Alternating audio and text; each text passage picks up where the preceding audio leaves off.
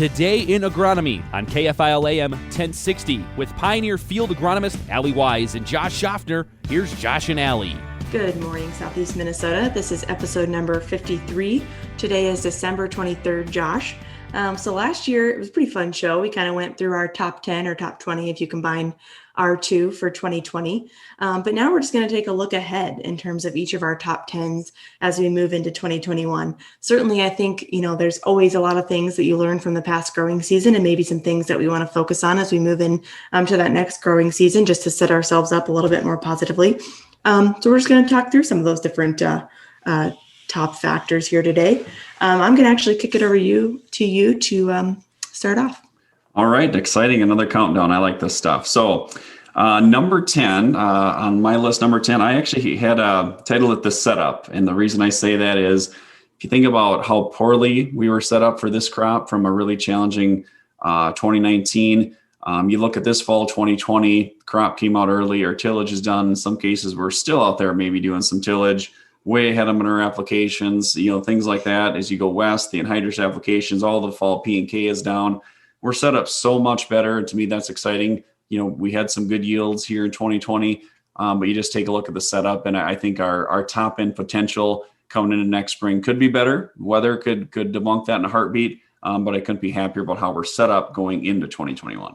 Yep, I like that one. And it kind of leads into, I guess, my number one was soybean seed treatment. I think, a couple shows back, we talked about some of those factors that were driving yield in soybeans. And I think one of those is seed treatment. A lot of times as we get a little bit later into the season, as temperatures warm up, we maybe lose sight of making that seed treatment application to our soybeans. But I do very much think that it's becoming a standard in terms of managing our soybean acres to the highest level of potential. And I think that's just my number one as we move into 2021, just focusing on the value of seed treatment. All right. Excellent. And my number 9 is, could we be dry? I kind of looking the way December has been, the way fall has been, subsoil moisture is probably depleted a little bit. I've seen some growers working on some projects around the farm and doing some excavating. It definitely isn't muddy down there. Could change in a heartbeat. We could come to spring. Who knows? It could be really wet, but definitely got a drier feel to it than we've had in quite a while. And it'll be interesting to see if 2021 turns out to maybe on the drier side, or if it kind of changes here as we turn the calendar to a new year. Yep, time will tell. So my number 2 is taking advantage of planting date. I think planting date is one of those few management factors that a grower can decide on that costs you $0 of investment, but really provides, a huge opportunity to pick up some bushels on the yield side of things. And I think if conditions are fit this year, just really focusing on not looking at the weather to come, but when field conditions are fit, taking advantage of those windows when they come. All right, good. My number 8 is kind of for me and for growers, but am I keeping up with the new? I always think about every year as I talk to growers of what are you going to change? Are you going to look at some new hybrids, new technologies, traits, new technology for equipment, other things. But important every off season to really try to get out there, get to meetings. If we do a virtual Agronomy Revolution tour, get out there, just get exposed, see what's out there, talk to people, what's new, what's working, what's not working. And I always I encourage every grower that we got to be trying something new every year. We got to keep making progress. And, whether it starts with seed or technology or equipment, whatever it is, just make sure you're kind of taking a look at what's available in the marketplace that can be new to your operation. Yeah, always something to keep us on our toes, I think, which a little bit leads into my number 3. Mine is tissue testing for 2021. I just think it really gives us an opportunity to maybe make some even more informed in-season management decisions. I think sampling can help catch some of these deficiencies before they maybe start showing an outward sign and are negatively contributing to our yield. And so that's just something I think that I want to focus on a little bit more as we move into this growing season. I think it can be a key identifying a piece of the yield factor and how we continue to drive yields to another level. Awesome. Okay. And my number 7 is improving the bottom. And when I look at, if you really talk to growers, if you really look at what really hurt my farm average, what helped hurt my field average, it's the poor spots or the farm that doesn't have the yield potential. And I always think it's important to look at that every year. If that bottom, if we're not profitable, should we keep doing that? If it's close to break even, is there something we can do on the input size or output or make some changes, try to improve that? But I think it's important that every operation kind of takes a look at that every year and really tries to develop a game plan to improve that. Because again, if we can continue to raise the overall average, that's just going to pay the bills, or improve ROI on those lower producing acres is important year in, year out. And I think it's something that, I think some of us do a really good job of that. I think others, we need to take a look at that. But just really getting down that field by field level and really taking a look at how can I improve efficiency and return on investment overall.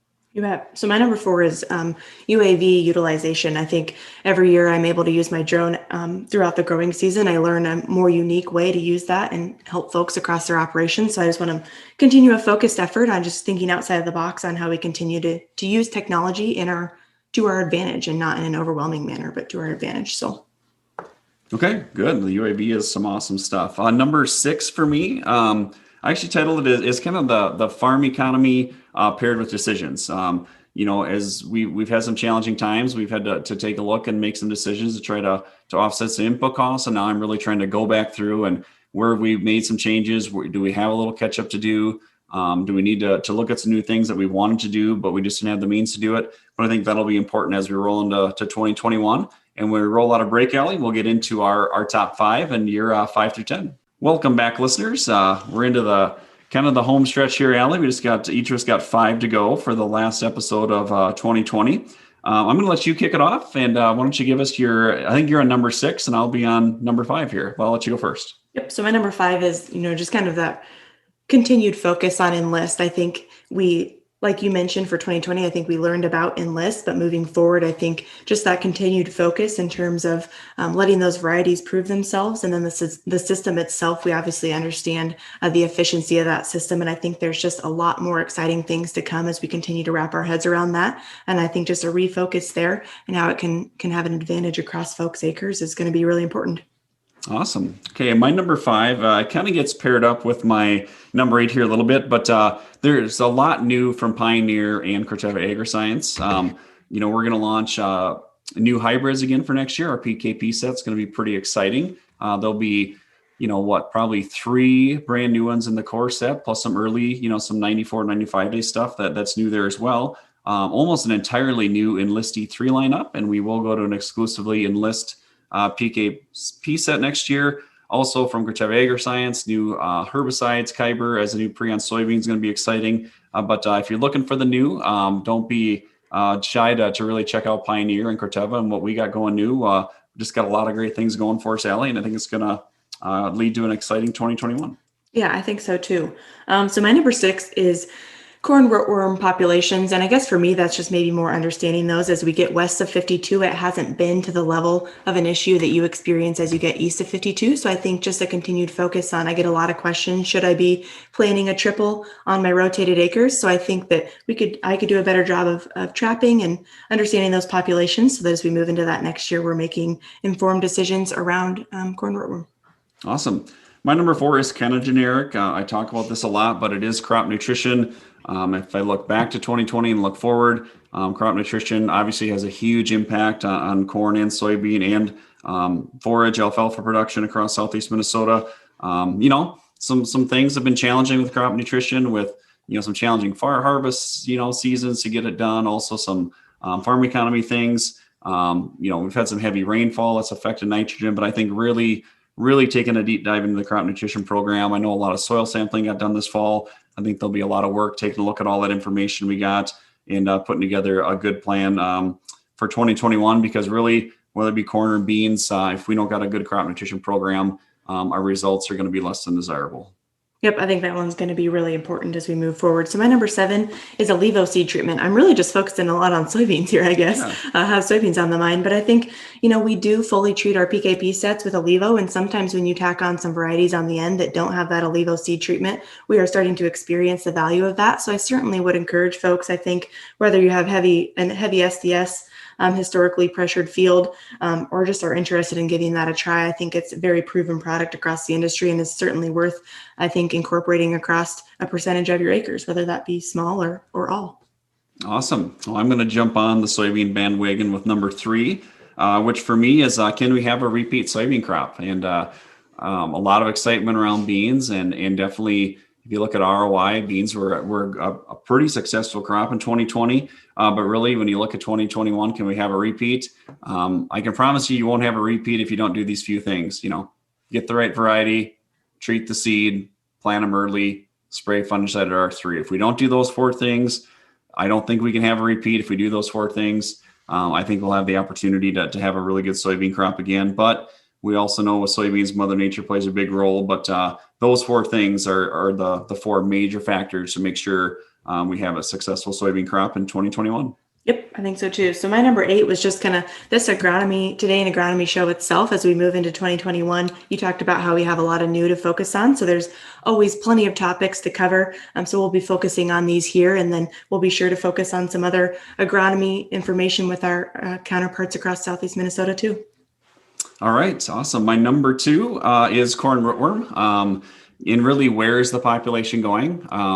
It's hard to predict year in, year out. We know population was sky high through 2020.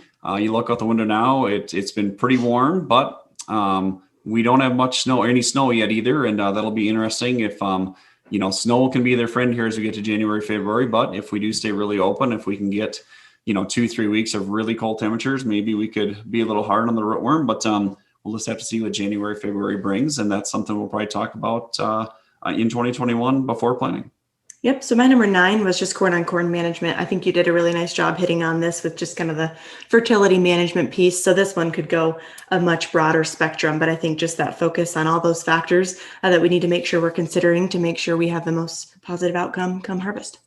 All right. And my number 1 to kind of wrap up the shows here for 2020 is dot the I's and cross the T's. And the reason I say that is the little things make a big difference in the end. And as I think about, we've talked about corn rootworm a lot. You think about how important a plant is. As soon as the corn planter leaves the field, your corn rootworm plant is set for the year. So if we make a mistake right away, that has season-long effects. And there's a lot of things we do, whether it be through crop nutrition, our nitrogen program, our rootworm program, our crop protection program, getting the beans treated and everything else in between, just making sure we got a good plan in place. It's important. And I think that'll be important to making sure we have a successful 2021. Allie, that's a wrap for this episode, a wrap for 2020. And we will see you all on air next year. You've been listening to Today in Agronomy on KFIL AM 1060. If you've missed part of the show or want to hear more, check out the show page at kfilradio.com or with the 103.1 KFIL app. Stay connected with Allie and Josh on Twitter. It's at Allie G Wise, W-I-S-E, and at Josh Schaffner to submit your questions for the show. Tune in next Wednesday for the next Today in Agronomy on KFIL AM 1060. We'll see you at 11 a.m.